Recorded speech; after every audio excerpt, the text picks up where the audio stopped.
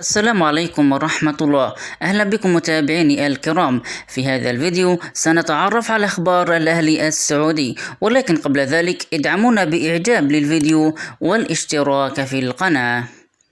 كشف الجنوب افريقي بيتسو موسيماني المدير الفني للفريق الاول لكرة القدم بالنادي الاهلي السعودي عن طموحاته القادمة في عالم التدريب حال الرحيل عن النادي الاهلي السعودي.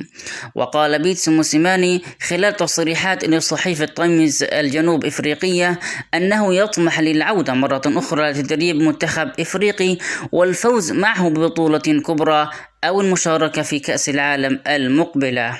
وأضاف بيتسو موسيماني: إذا كنا نحلم فإن فوز منتخب إفريقي بكأس العالم أمر ممكن، الاحتمالات واردة دائما، وأود تدريب منتخب وطني خاصة بعد زيادة المقاعد الإفريقية في كأس العالم 2026.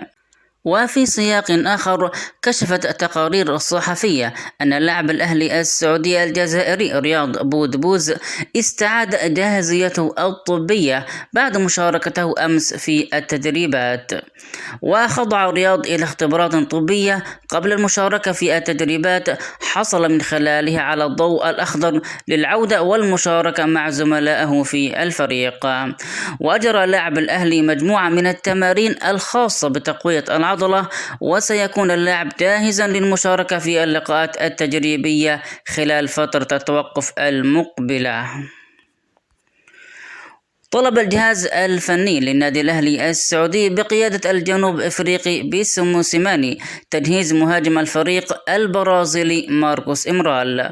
ويخضع محترف النادي الأهلي السعودي المهاجم البرازيلي ماركوس إمرال لبرنامج خاص خلال الفترة الحالية.